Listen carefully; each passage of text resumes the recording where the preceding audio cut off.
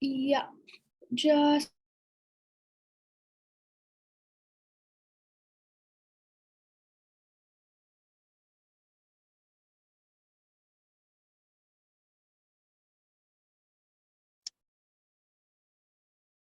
Um, Good evening, everyone, and welcome to this webinar by KelpHR on emotional eating.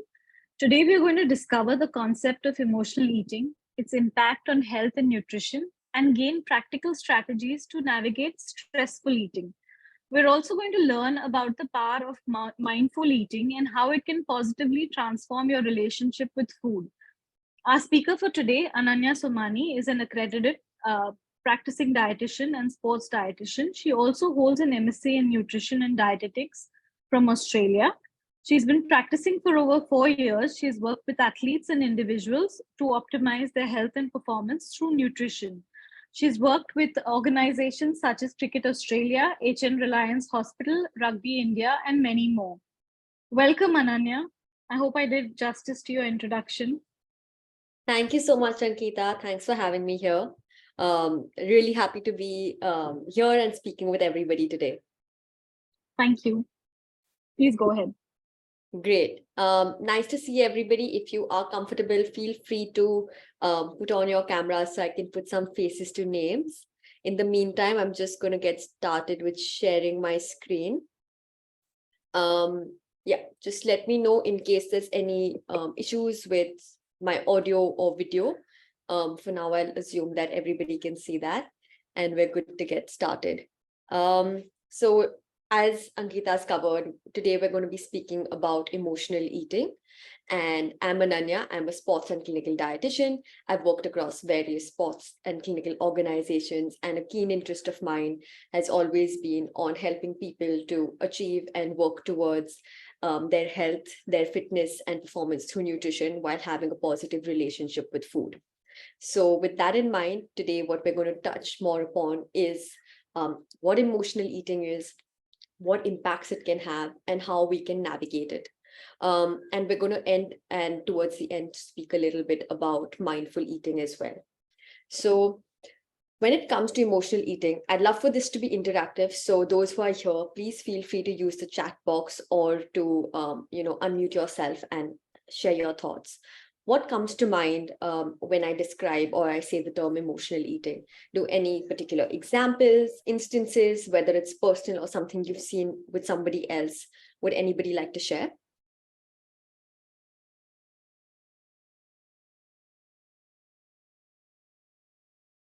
Any thoughts? Hi, Ananya. This is Navya. Yeah. Am I audible? Yes. Okay. I feel that it should be something, if I'm stressed out or if I'm upset about something, then, I overeat, or, I just try to munch in some chocolates or cakes or chips, some kind of this stuff. So that's what it is. Like, I'm just giving a guess. Yeah. So, yeah. No, thank you for sharing. That's not something that we always like to speak about, but definitely that is an example of emotional eating.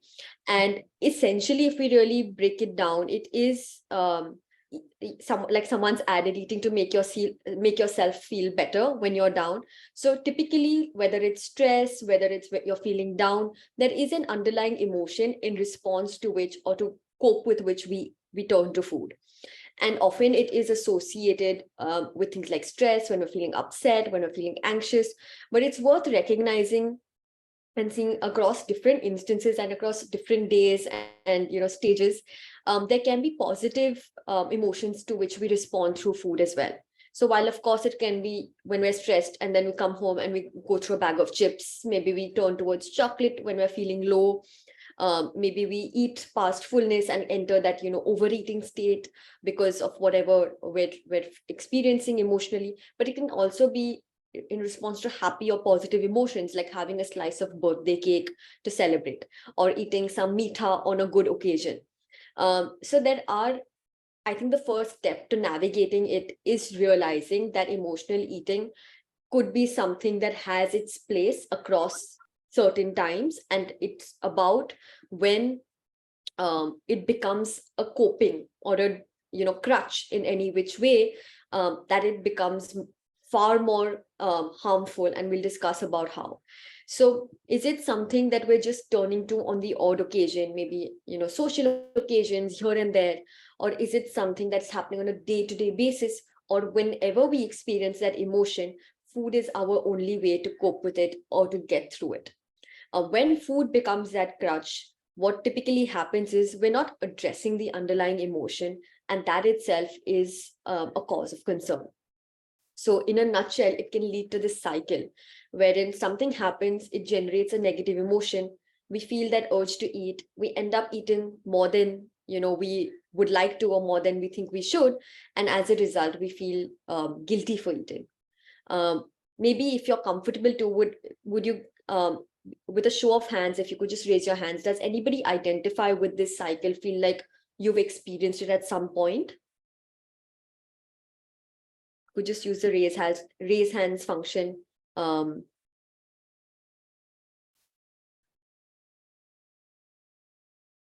you could just put it in the chat box if that's easier. Yeah, a couple of hands are raised. It is something that, if you identify with, where you end up feeling that it maybe gets into a cycle also of just overeating and feeling guilty afterwards about. A few of us here have experienced it. And let's now, as we understand a little bit more about what it is, I think the first underlying factor over here is that there are other ways to manage what's going on, and food should not be the main one. And why this is important is that it can definitely have negative impacts, whether it's affecting our health and nutrition status through, are we missing out on something else? Where typically the classic examples or the foods that we turn towards are not so nutritious or junk foods. So are we missing out on the opportunity to eat something nutritious? Are we missing out on key nutrients in our diet because we're getting into this cycle of overeating, or eating when we're in that emotional state? It can also lead to a lot of digestive discomfort, whether that's acidity, bloating, constipation. We don't conventionally talk about these things, but it is very much an effect of a possible effect of stress eating, comfort eating, where we end up overdoing it or eating past that fullness. As a result, it can often even lead to like highs and lows with our energy levels, because we maybe have a situation of overeating, feeling guilty, and then we kind of say, okay, let me just take a break, let me restrict myself, I need to make up for this. And then we're giving ourselves very unnatural gaps. So thinking about it also in terms of, is it affecting our day-to-day energy levels? Is it affecting our sleep? Are we just feeling tired all the time? Having erratic meal patterns is definitely a cause for that. That can be an underlying factor of which can be turning towards food from that emotional status. And in a nutshell, what it can create is a very negative relationship with food. That feeling of, oh, I'm just out of control around these things. Don't put them in front of me. Because maybe it's chips, maybe it's chocolate, it's some food that we end up reaching out to when we are in that, uncomfortable space. And then we feel like that food doesn't deserve to be a part of our diet, or we can't ever incorporate it in an appropriate manner. So yeah, it's not a very happy place to be, and it's not a positive cycle to be in. So let's chat about how we can navigate it. And like I said, the first thing is recognizing that as humans, we are emotional beings. We do have different days, different emotions, and we do have to have different ways to cope with it. So acknowledging that and accepting that is the first step to being able to then cope with it in a healthy manner. We can't be punishing ourselves for experiencing emotions after all. And then it's really important to reflect on our own behaviors and look at, is it emotional hunger or physical hunger? And looking out for common signs of emotional hunger, which can be overeating, eating past fullness, that feeling of out of control around the food. And let's look at how we can differentiate between the two a little bit further. So emotional hunger would be where there is obviously some sort of emotional state that underlies it, whether it's stress, anger, boredom, sadness. And typically we would characterize it by reaching out for a very specific food. Instead of like, oh, okay, like I just need to eat something. Often it is characterized by I need to eat XYZ food from XYZ place. That's the only thing that's going to make me feel better after this rotten day that I've had. Or it might be like, it's been a really long day and I've eaten my dinner, but I still feel like I need to eat whatever else, something else to just help me feel a little bit better. And whether I've eaten a good nutritious dinner, whether I'm full, whether I'm hungry, however that food is tasting, I just keep eating it because it's in front of me. Does anybody identify with such a scenario? Have you experienced that where the food is in front of us and we just end up, eating it without even realizing how much we've consumed? Couple of hands are going up. Anybody else?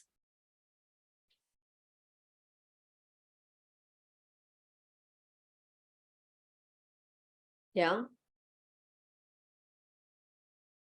Some people are putting it on the chat box as well. Yeah, you can put it wherever comfortable. Raise your hand or share it on the chat. It's not a very comfortable place to be in, where we just feel like, that food is there, but we're just constantly like, it's like just putting it into our body because it's there and perhaps to fill some sort of a void. Versus when it's physical hunger, it would be characterized by certain physiological signs, which would be things like the stomach is growling, maybe there's that feeling of emptiness, maybe we're feeling a little bit distracted from work or tasks because the energy levels are going a little bit low. And if we're not so in tune with that and we're not able to experience it, a simple cue is, how long has it been since your last meal? Has it been over 2.5 to 3 hours? That's a very rough ballpark figure. But if it's been longer than that and you don't really realize whether you're hungry or full, it could likely be that you are hungry, because to get hungry at similar intervals when it's daytime would not be an unnatural thing. So depending on what type of hunger it is, emotional or physical, we need to deal with it appropriately. If we are experiencing physical signs of hunger or any physical hunger in the body, to then feel that because of that, like in that state, to then also be stressed and then feel, turn towards food, it is going to make it more complex and more difficult, because the body is going to want energy and it's going to try to feed on the emotions. So we need to prioritize and be able to discern, so that when we're physically hungry, we are also including something that is going to be wholesome, something that's going to be filling and give the body the energy it needs, so that we can deal with the emotions a little bit better. Because without that, we're kind of putting ourselves more and more on the back foot in navigating it. It's worth, digging along the same lines, digging a little bit deeper to see what are your individual triggers. When is it that you're most classically turning towards the food? Is it when you're stressed, post work, when you're alone? It's very, very common that, people experience this more when they're alone or feeling lonely. Is it when you're bored, upset, happy? What is what are the trends? When are the occasions that you're turning towards the different foods and kind of feeling yourself out of control around it? Because once we see that, it's much easier to navigate it, so that we can think of alternate options around it. What are other ways to cope with it? And this doesn't need to be something like, okay, I need to, just change my entire routine or really introduce and go out of my way to try different things. It can be the simplest things that are anyways part of your day-to-day lives, or it could be maybe trying something new, but it's about looking at what am I experiencing, what else could help to address it. So there is, like we've identified, there is some underlying emotion when we're typically having this cycle of, turning towards food, binging on it, maybe feeling guilty after it. There is an underlying emotion. We need to be able to recognize it and then try out something else to express it. Because eventually the kind of fact of the matter is that trying to use food to address an emotion is like putting a band-aid. It's not a solution. It's just a cover up. It's a temporary fix. So what would be a healthier way to cope with it? It can be something as simple as just calling up a loved one, speaking with them, going out, getting some fresh air, incorporating movement in any form, whether it's a gym, walk, any sport you like, any hobby that you enjoy, as simple as maybe even turning on the TV, watching something that helps you zone out or unwind, or trying different things like journaling, music, different ways to express your emotions, incorporating that little bit of me time so that you also feel that you have that outlet for those emotions. So let's make this a little bit more practical. I'd love to hear from you. What could be some alternate ideas? Because these I've noticed are some common scenarios where people typically do turn towards food or maybe overindulge in food. So for instance, post work, when we've just had a long day, we're coming home, we want to just zone out, unwind, and don't want to think about anything serious. Instead of turning straight away to food, would anybody else have ideas of what we could try? Maybe you've tried it, or maybe you want to try it.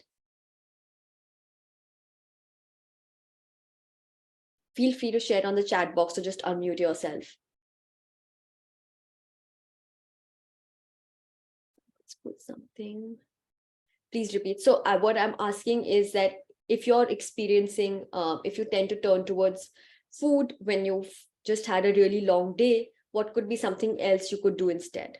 Listen to some music, try to sleep and divert your mind. Fantastic. Go for a walk. Yep. Meet friends. Yeah. Really great ideas. And a lot of these are not play with my pets, meditate. Fantastic. Reading, get some fresh air, go on a drive. Absolutely. Some really, really fantastic ideas. Eat food on regular time only. That's a really important one, because it is very, very characteristic, and a very common thing that we see is that after a long day, we realize the last meal was way too long ago. Watch TV series, walking, dancing. Great.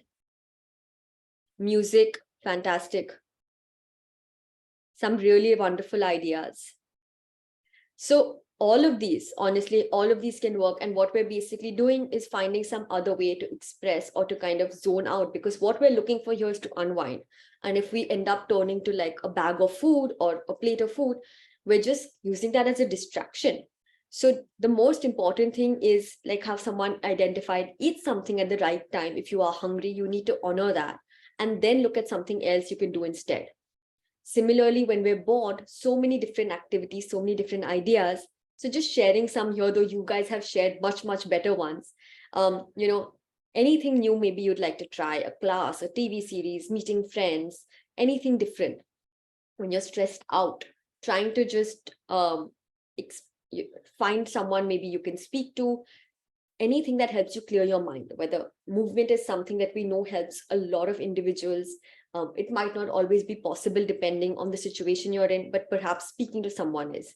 Perhaps it could be, putting on some calming music when you're feeling upset, helping to slow down, just take some deep breaths. A most simple hack that takes absolutely no time at all is just going to the bathroom, splashing your face with some cold water. It really does help. So all sorts of the examples that you all have shared can work across different of these scenarios. And it's basically about thinking of what is something else that we can try to navigate what is going on.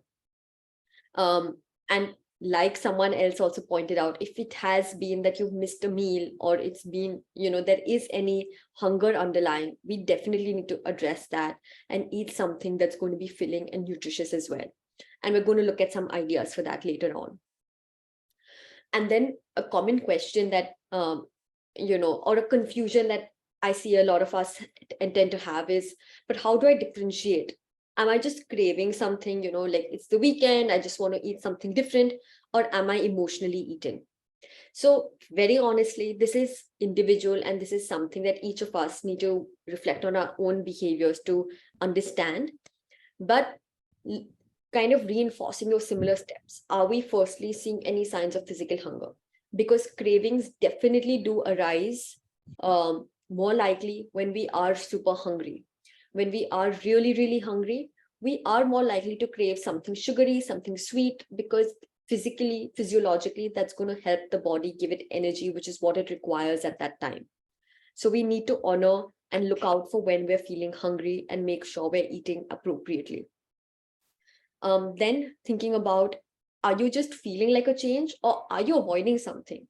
Are you feeling a void with food? Are you stressed, anxious? Or another way to look at it is, are you rewarding yourself with food?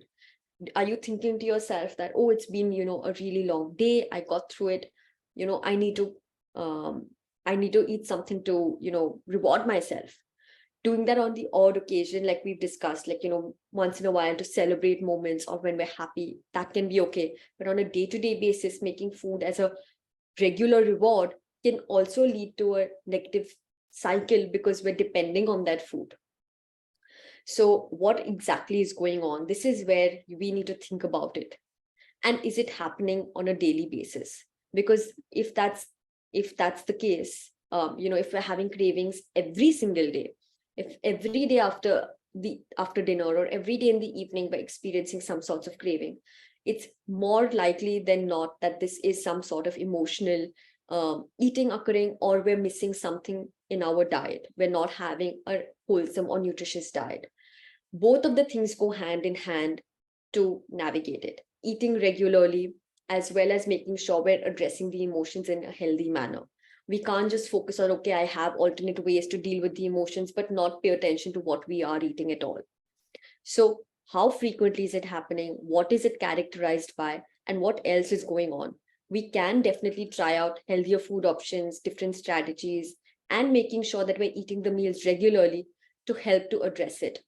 But differentiate whether is it just a one-off craving because it's the weekend, because you're with some loved ones, versus is it an emotional eating? It is worth reflecting on, seeing the frequency of it, seeing what is it characterized by, and what else is going on underlying. And being true to ourselves is really important over there. So if we kind of take what we've covered so far and make it a little bit something that we can put into practice, in a few key steps, it would be take a pause. Before you dive into food, take a pause when we feel that, okay, whatever the food is in front of us, ask yourself, am I feeling physically hungry, or is there some emotion that I'm either avoiding or, not dealing with? What is that emotion that I'm experiencing? And can I address it in any other way? We've seen different ideas, different ways that we can address it.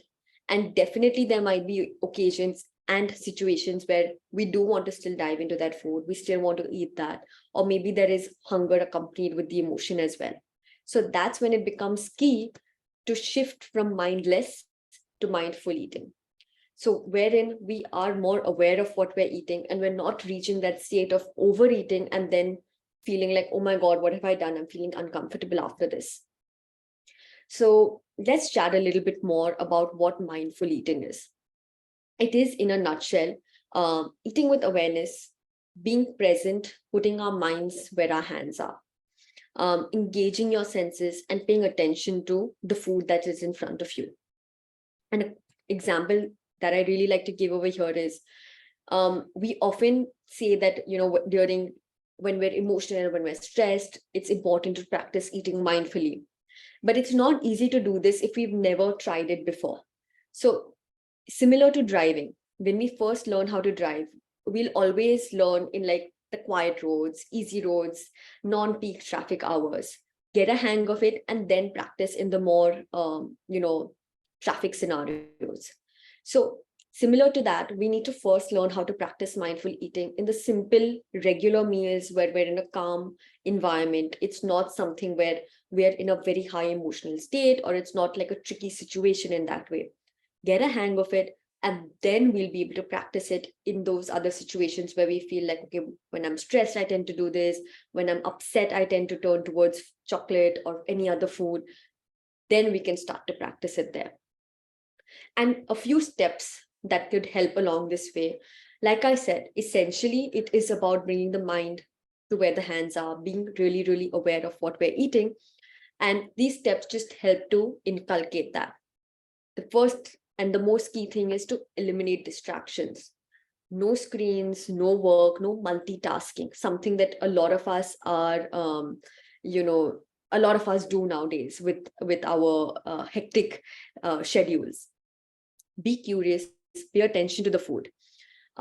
What does it look like? What does it taste? What does it smell like? What does it feel like? These are things that we can observe before we've even taken a bite. Are we just, it's like, is there a screen here and we're just eating? Or do we even know what's on that plate? Pay attention to it. Ask yourself a couple of questions to bring the mind to what's in front of us and bring that awareness there. Then take a small bite. What's the texture like? What's the taste like? Are you liking the taste? Is it soft, crunchy, sweet, sour? What are we experiencing? Chew it and chew it really slowly, really thoroughly, constantly seeing, okay, did it go from like crunchy to soft? Is the taste, was it on initial taste, salty, and now it's feeling less salty? Pay attention to it, bring the mind to where, what the body is doing so that we're aware of it. Put your utensils or hands down between bites. Most of us, we take one bite and we already have the next bite ready. We're not being mindful in that way. We're just eating in a hurry to finish what's in front of us. We need to take each bite slowly, repeat these steps so that we're actually aware of what we're eating, we're noticing what we're eating, and we're also being present at that time. So slowing down. And even if it's, even if we just try out this little, these couple of steps with the most mundane, something as simple as like a fresh fruit or any, a dry fruit or some almonds or nuts, just try it out. See for yourself, do you notice anything new about it? Because a lot of times we are also going in like, oh, okay, I know what this tastes like, and we're not even observing on that day how it's tasting. Like, for instance, with fruits, sometimes we'll, we won't eat, maybe we're eating it every single day and we don't realize, okay, on one day it's perhaps like the sweetness is better, or maybe the ripeness is the kind that you like it, where you enjoy it. So just those little things we end up noticing when we're more aware of it. And that's essentially what being mindful is. And what is very much an important aspect about being mindful is also tuning into our hunger. Because while we want to eat with awareness of each bite that we're taking, we also need to eat with awareness of our own hunger, so that we're not undereating nor overeating. Rather, we're being true to what the body's hunger is. So using something like this hunger scale can be really helpful in this situation, wherein a 1 is an extreme hunger of, where it's like nearly dizzy. I can just eat anything in sight. I don't want to think about what it is even. And a 10 is when we're feeling really, really uncomfortable and full. A simple example is, after a really indulgent meal, maybe when it's like you need to unbutton your pants kind of fullness. Both of those extremes are not where we want to be on a day-to-day basis, for sure. Where we want to be is more around the yellow and green zones, wherein we eat when we're beginning to feel hungry, and we stop eating when we're slightly full, pleasantly full, knowing that within 15 to 20 minutes, we will likely be feeling comfortable, because it does take that little bit of time for the brain and the stomach to communicate. So whenever we are eating, it's worth checking in with where we are on this scale, remembering that we can take more, we can pack away leftovers, put it away in the fridge, and kind of getting into the habit of utilizing this scale helps us to be mindful, because we then end up serving ourselves an appropriate amount.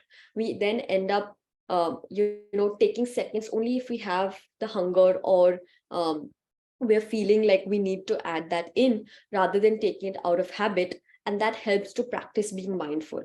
And this is applicable in regular day-to-day meals, or meals where, or occasions where we are in that higher emotional status, whether we're stressed, we're upset. Taking that little bit of a pause, checking in, how hungry am I feeling, taking that serve appropriately, so that we're honoring the hunger, but also being present when we're eating, being aware of what we're eating, and actually being able to notice what we're eating. It really simply comes down to that. And along the way, because we're speaking a lot about emotional eating and talking about, the situations with which it can occur. In the background, it's definitely worth remembering something that is, I think, really key, that food does play the many roles. It is not, while of course it is something that is key for nutrition, for growth, for our immunity, health, and all sorts of physiological and health benefits, it can 100% be something that we do turn towards across certain situations, whether it's for fun, when we're bored, connection, culture, and it can play these different roles. So just the same way, we need to recognize that as humans, we are emotional, and we do have experienced different days, different emotions, and have different ways to cope with that. Food also can play these different roles. It's not that it's only for health and nutrition purposes. It can have occasions like on a festival, having a certain family favorite mithai or a family favorite recipe, because that's been, your grandmother's made this and it's a family recipe that's been passed along the years. So it does create connection. It is a part of culture. So recognizing that food too can play these different roles helps us to navigate emotional eating a little bit better, because what otherwise often we end up relating to, or we end up creating, is that during these situations we're perhaps turning towards a not so healthy food, junk foods, typical examples being like desserts, fried foods, options like that. And while we're also trying to navigate it by saying, okay, I'm stressed, I should not be turning towards this, it's not a healthy food, what we're also doing is making that food feel a little bit like that forbidden fruit syndrome, which is basically we're putting it on some sort of a pedestal. Think about it this way. If you're you're with a toddler or a child and you say, play with any toy in this room except that ball, what's that child going to want to play with? If I tell you all today, right now, think of anything except a black arrow, what comes to your mind first? Typically, it is that black arrow that we'll think about. That child will want to play with that ball, or will want to at least go towards it. So when we apply the same principle to food, typically foods that we reach to when we're stressed, bored, or experiencing maybe some difficult situations, and we're then saying, no, but we're also turning towards unhealthy foods, you need to put a stop to this, we're kind of putting that food on a forbidden list, like no more of this, no more of this. And it's kind of creating this scenario where, we'll try to eat something else, but we'll never be satisfied by it. So worth remembering, I'm not trying to say through this that we need to incorporate all the junk food. What I'm trying to say is that as humans, another aspect of, eating foods and having a balanced diet is realizing that certain foods are 100% more nutritious. Think our typical fruits, vegetables, whole grains, protein-rich foods like meats, eggs, different sorts of dairy products, nuts and seeds. Yes, these play different roles in our day-to-day lives. They are important and they're crucial. We must include them for whether it's for growth, nutrition, health, repair, immunity, all sorts of benefits that they have to offer. But there are available all sorts of foods that might not have that optimal nutritional profile, but they can play other roles in our day-to-day lives. It can be comfort, it can be nostalgia, it can be celebration. And when we, rather than thinking of it as a pedestal, like these foods are better, these foods are worse, think of it as a spectrum, that these foods play different roles, and realizing the role that it can play, if I can incorporate it for that, then I will be able to control myself more around that food, and I'll be less likely to overeat and then feel like I've entered that vicious cycle of overeating and feeling guilty about it.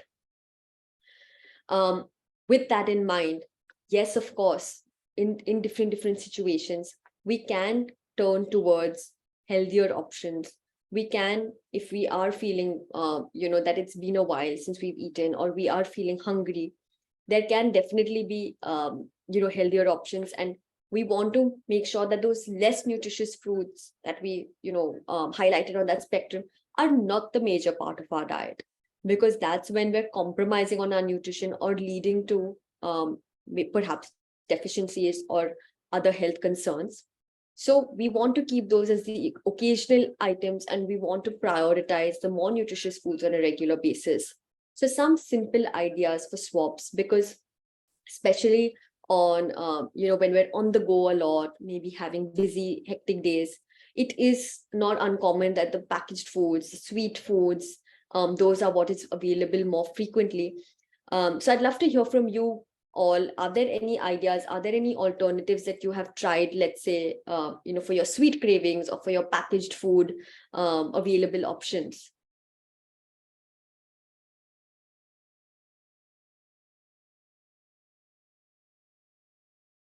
Any healthier alternatives that you've tried that you've liked?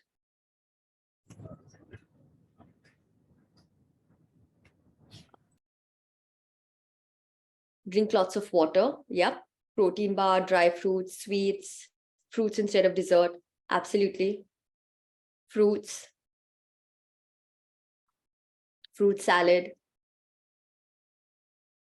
Yep. Fruits are a great one for sweet cravings. What about if you feel like something savory, something crunchy? What might you opt for that might be healthier than the typical, chips or bhujia or something that we get so easily? Khakra, nice homemade snacks, vegetables which we can eat raw, absolutely. Crunchy peanuts. Really nice ideas there. So yeah, I've kind of put along very similar ones over here. So we can opt for different things for as per what we are, feeling like having. And this goes hand in hand, definitely, with navigating the emotional eating, because typically these are things that we turn towards. We do turn towards packaged food, sweets. Maybe we are like, oh no, I just want takeout food. So having some healthier options in our arsenal, some ideas, maybe keeping, along with keeping in mind that we do need to keep the meals regular. We don't want the long gaps, because if we're hungry, we are going to feel like more out of control when that situation arises and we have, like, let's say, a packet of chips in front of us. At the same time, remembering that once in a while to indulge in that or to have something different, that's not going to really be the most, worst thing to happen. We can incorporate some less nutritious foods or some not so nutritious foods here and there, and kind of, as long as we're focusing on the more nutritious foods on a more regular basis. So making sure that primarily most of our foods, even when we are feeling, stressed, upset, having those situations, if we can have, along with alternate ideas of, how we can cope with that emotion, if we can even have healthier options from a food perspective available, we then maximize that opportunity to get more nutrition in. We then also help our body to be energized in a healthy manner rather than the highs and lows that can come with turning to a lot of junk food. And it can help therefore our overall health and well-being. So some typical scenarios where you all have shared some wonderful ideas are, instead of packaged foods and fried snacks, going in for things like, crunchy vegetables, maybe having that with a dip, going for things like roasted chana, makhana, khakra, and making it, interesting as you might like. For sweet cravings, fresh fruit is a great option. Things like, low sugar desserts like a chia pudding or maybe Indian mithai, when you really just feel like having something sweet, enjoying something like that mindfully. So again, let's not put it on that pedestal, so that we are able to acknowledge that as humans, for us to indulge in some foods once in a while might not, might help us then prevent that little cycle of then turning to all sorts of different foods and then going and binging on it after all. So be aware of what you're experiencing and play it by ear in terms of honoring that in a way that's most healthy for you in that moment. Takeaway meals. If you've just had like a rough day, you've not been able to organize yourself when it comes to a meal, rather than going in for the most junk options available, trying to keep those nutritious options in mind, and maybe hearty meals that can be like a wrap, a grain bowl, burrito bowl. So just focusing on those basic, different food groups, making sure we're prioritizing the more nutritious options can make it so much easier to navigate these different situations and in a way that doesn't take a toll on our health or our body. So this is where we're kind of going to start wrapping it up. So when it comes to navigating and coping with emotional eating, it's really, really important to remember that it looks different on each of us. It's not going to be the same pattern, the same scenario, and it can even change on a day-to-day basis. So worth recognizing, what are your trends? When do I usually turn to food? Reflect, observe, so that you can then be more prepared for it and work around it better. Is there anything else I can do instead? And honestly, it sometimes seems like all these ideas, and you might be thinking, Ananya, but those are like very ideal scenarios. It might not be practical on my day-to-day basis. But a really simple thing to remember is you don't know until you try. That behavior of, coming home from work and reaching out for whatever dessert or ice cream is there, let's say in the fridge or freezer, that didn't develop from your first day at work. It developed over time. So to find an alternate idea that works for you would also take time and kind of creates a new loop, a new habit loop per se. So worth trying out different options and ideas and seeing for yourself what works best for you and what helps you feel your best. And even if you do turn towards food, whether that's with physical hunger or maybe kind of coping with the emotions added onto it as well, definitely practice eating mindfully, being in the moment, being aware of your hunger. Even if all those steps and doing everything to the T seems overwhelming, the most simple thing is, whilst you're eating, ask yourself, can I still taste what I'm eating? If the answer is no, just practice putting it away. You don't have to finish the food that's in front of you. You can put it away for later. There are other ways to, store it if food wastage is a concern, depending on what's there. But asking yourself, can I still taste what I'm eating? It's a simple trick to get your mind to where your hands are and, what you're chewing on, and just practicing putting it away rather than putting it in your body and overeating, feeling guilty and getting all that, negative cycle afterwards. And honestly, be gentle with yourself. It's completely okay that we have varied days. We enjoy different foods. We don't have to eat in the exact same manner or incorporate only the same foods each and every day.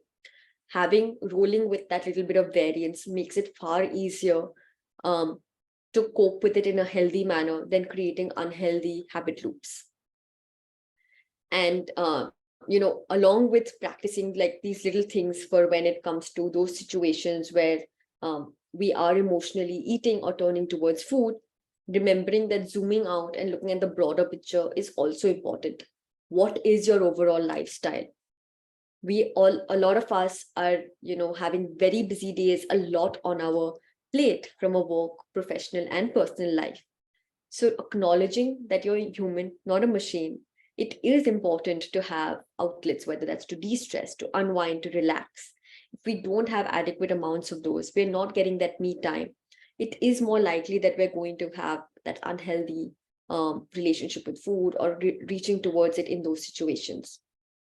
It is important, and it does make a difference when we have a regular we have regular healthy behaviors in our life, whether that's food, exercise, like regular food patterns with nutritious foods, regular exercise, good sleep habits. It makes a difference. When these things are in place, it's far easier to cope with those difficult days. And don't underestimate the power of connection. Human connection goes a long way, and reaching out, whether that's to help cope with a difficult situation or to cope with the trend of those behaviors, can be extremely, extremely valuable. So that brings me to an end of today's presentation. I'd love to hear your questions if you have any, and just opening the floor for those.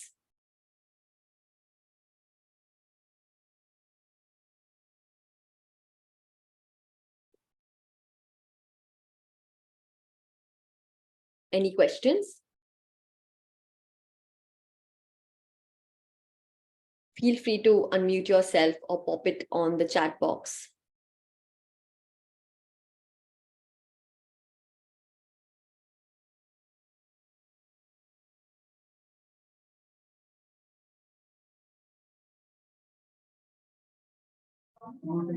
Thanks, Ananya. Thank you very much. Thank you so much. Thanks for joining in. The food we get in cafeteria, normally, does it align with what was discussed?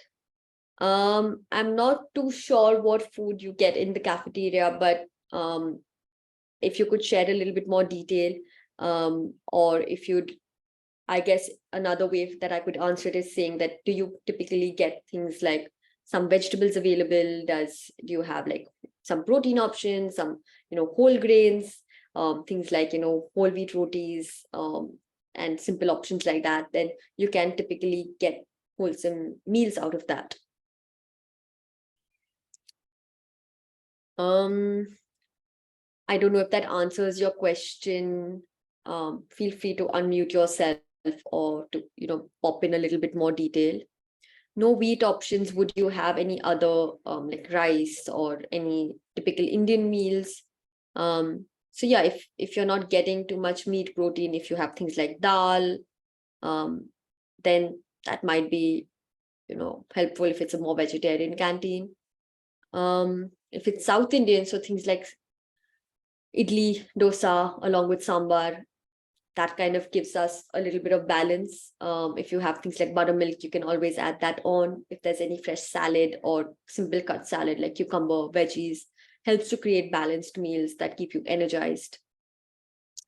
Even if there's no salads, at least within things like sambar or khichuris, the veggies that you get can be a good add-on, or maybe if you can consider carrying some items from home, that might help to supplement and make that into a more wholesome meal.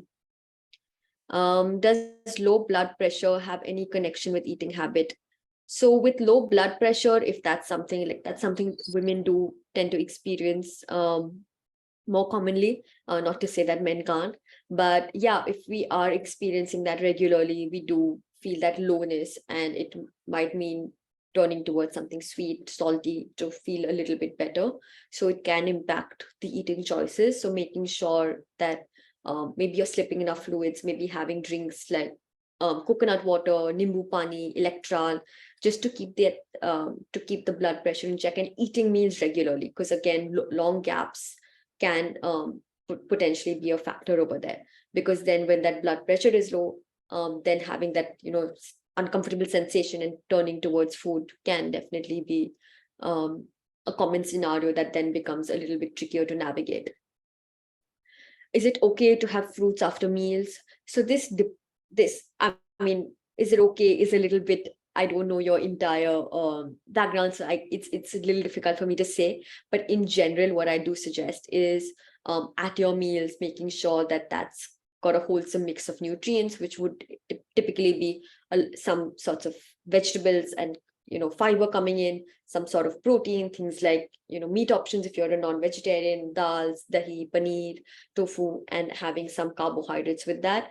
So if the fruit afterwards means that you're overeating and you've eaten that full meal and then you're having it, then you might want to reduce the portions at the meal itself, or maybe keep the fruit for a mid-meal snack. But yeah, in a nutshell, as long as you're not overeating, and if that fruit is perhaps helping you satisfy a craving of sugar, and rather than going for desserts, you're satisfied with that fruit, then it can be an absolutely okay option, but just making sure that it's not leading to you overeating on the whole. So maybe dropping the portions at your meal itself a little bit. Hi Ananya, can you let me know which foods we can intake for gaining weight? So when it comes to weight gain, we need to make sure that the overall energy that your body is consuming gets increased a little bit, so that the body can use it to put on muscle and put on some weight. So dry fruits can be really great, whether that's nuts and seeds, dried fruits like dates, anjeer, having dairy products, milk, because sometimes drinking energy can be more easy than eating a lot of volume and eating very, very big meals. Making if you're non-vegetarian or eat meat, then including things like lean meats, eggs, just packing in a little bit more protein and nutrition, and trying to increase the portions of meals, utilizing the mid-meal opportunities, maybe having some drinks, things like smoothies, milkshakes, to help pack in all of these ingredients into something wholesome, and maybe increasing the portions of your meals itself. So specific food wise, difficult to suggest, but just looking for nutrient dense and energy rich foods, dry fruits, nuts and seeds are things that come to mind easily. And then we often use dairy products to add a little bit more bulk to it, and make that into something that you can add in through the day. And also looking at the main meals itself, making sure you're maximizing that opportunity and eating good portions. That would be some of the suggestions there. Fruits have fructose, so is it okay to have them after meals? So fruits do have fructose. They also have a lot of fiber, a lot of vitamins, minerals. Whether they're okay to have meals, this would depend on a little bit of your individual health status. Suppose you have not so good sugar control or diabetes, it might not be ideal then. But otherwise, like I said, if your overall portions are managed and maybe it's coming in, you're not eating so much of, roti, rice, or carbohydrate at your meal, and you're instead opting for the fruit, that provides that balance. So essentially what it comes down to, are you overdoing the carbohydrate component of your meal by adding that fruit on? If so, have it later at a mid-meal. If not, you can have it then. So it becomes extremely individual. This is a very, very general response. But fructose in fruits, not to be worried about, because it's also coming with a lot of fiber and micronutrients. So as long as we can keep that, we keep it in check and we don't overdo it, it does provide a vehicle for a lot of nutrition as well. Which kind of food helps to increase blood in our body? So definitely this would be something that, again, depends on why that might be a concern. We need to make sure if there's any anemia, iron deficiency, then we are including iron-rich foods. So things like meat, if you eat that, otherwise things like dates, apricots, dried fruits, green leafy vegetables, beetroot, and different dals, pulses, things like rajma, masoor. So making sure iron is a very, very key factor. So making sure we're including iron-rich foods. How could we characterize a constant craving or want for sweets? So if it's constantly happening, honestly, from my experience and things that I've seen, and we've also noticed from observations in studies, is that a constant craving often means that that is potentially a nutrition, like a physiological requirement, like physiologically or nutritionally something that we're lacking. Typical things can be not enough, fiber or protein in the diet, because the energy is just going high and low. Maybe our meals are very focused on, let's say, roti, rice, the carbohydrate content, and then we're having highs and lows of energy. The lows is when we tend to crave sweets. So making sure our meals have that mix of roti, rice, along with sabzi, salad, protein, like, maybe paneer, eggs, dals, different meats, helps to give more stable energy, prevents the lows. So low sugar reduces the sugar cravings. So that's something that a lot of times is the reason for it. But otherwise, if it's really, really constant, you're taking care, you're having really well spaced out meals, you're including balanced meals, you're having snacks that are also wholesome and filling, worth checking out whether there's anything underlying, if you've not had your blood work done in a while. And otherwise, if it's something related to stress or other emotions. So a lot of potential causes, this just kind of covers them in very, very brief, but I hope that helps to give a little bit of insight. Which would be good, eating 3 meals a day or 6 meals in reduced quantity? So that's very, again, difficult for me to answer because it is individual. In terms, it also has, it's not just about what might be ideal, but also what works for your day. How are you placed schedule wise? If you don't have access, or it's difficult to kind of organize 6 meals at regular intervals in the day and 3 meals is more practical, it is worth then opting for that, because at least you can continue doing it on a regular basis than feeling like you're just struggling to keep up with the 6 meals a day. So the goal eventually is to get adequate nutrition, to keep energized, to work towards any health or specific goals that you have, whether that's through 3 meals or 6 meals. It's about optimizing each meal and making sure that that's ticking off your goals and working towards those, working towards them. And also looking at it from a practical point of view, because it's really difficult to suggest. There's no one ideal fixed pattern, because all of our bodies and all of our days look quite different. But as long as you're ticking off those nutrition boxes and it's helping you feel your best, that's a simple way to judge whether it's appropriate for you. Can we drink tender coconut water during menstrual time? Of course. Fresh tender coconut water is a great one to include, especially in the summer. So absolutely you can. Any suggestions on how to improve metabolism? Eat regularly. Chronic dieting definitely reduces it. So you need to be eating at regular meal intervals, having, you starve yourself, you then eat a lot, not good for metabolism. Going on very low calorie diets, not good for your metabolism. Eating regularly through the day, prioritizing the right nutrients, making sure there's good amounts of protein, fiber, is really, really important. Staying active, movement, especially with, incorporating something that helps with increasing muscle mass, resistance training, whether that's gym sessions, body weight workouts, sports like swimming, is really, really important. So these are just some general key ways that we can improve it. And remember that it takes time. And typically when we think that our metabolism is slowing down, it is worth also checking and doing blood reports if in case there's things underlying, like any thyroid levels up and down, because that is a big factor that affects it. Our lifestyle doesn't affect it as significantly as media makes us think it does. My BMI ratio is in place, but I have a pot belly. So do I need to cut down on fat? I'm 44, but have no sugar problems, etc. Honestly, that's very, very difficult for me to suggest. I don't know your entire health background, your entire history. If it also is individual, BMI is just one tool or one kind of ratio that we look at. Eventually, it's about where you're, like I said, where health-wise you're feeling good. Fitness-wise, maybe if there's any parameters that you're looking at, there's no point just working towards reducing fat if it's not going to enhance or make your quality of life or health better in any which way. So yeah, I can't really assess that through that little bit. I'm sorry about that, but happy to have a chat further with you if you'd like to. There is a popular line of thinking that red meat and cheese causes stress and other illnesses. Is that real? Not necessarily. A lot of thinking about this is related to saturated fat intake. These foods are typically higher in that. So we don't want to be overdoing it. Red meat, typically, the guidelines are, if I'm not, the typical guideline is about 500 grams a week if you have no other health history, no heart health conditions. Rough guideline. Cheese, similarly, we don't want to be overdoing and having lots of cheese through each meal in the day, kind of sticking to a serve of maybe 20 to 30 grams when we do, and a couple of times a week, because saturated fat is one of those things that's a little bit higher in a lot of the processed cheeses.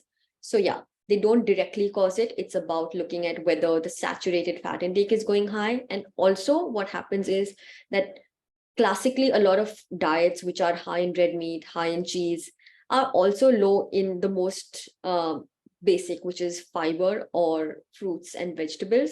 So having that balanced diet where we are getting the right nutrients in and not overdoing too much of the ones we don't want too much of, is when the illnesses and risk of that reduces.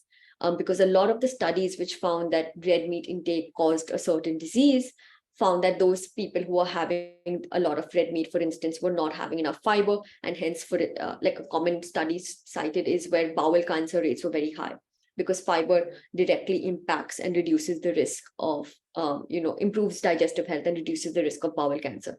So it's not just about what you're including, but what maybe you're missing out on, and making sure there's a balance over there. Thank you so much. I'm glad this was a helpful session.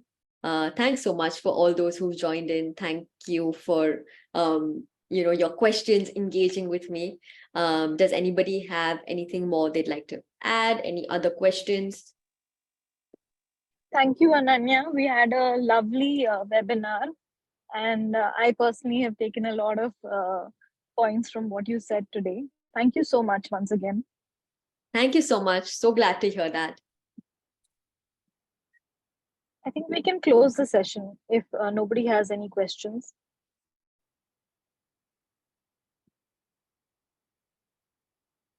Yeah, I think we can close it. Thank you so much, everyone.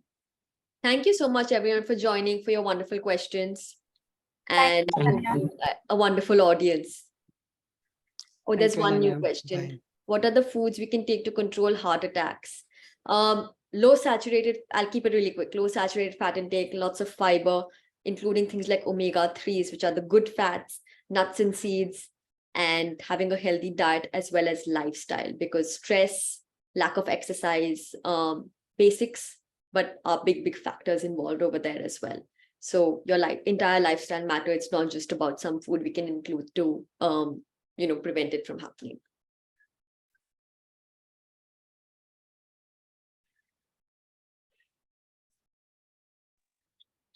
I think we've shot behind after 5 o'clock. Yeah. So let's close the session. Yeah, Thanks I shared so my much. contact details. Feel free if you'd have any specific questions, and I'm happy to connect with you directly. I don't want to take up everyone's time and go overboard. Thank you so much, everybody, for joining and for being such a wonderful audience.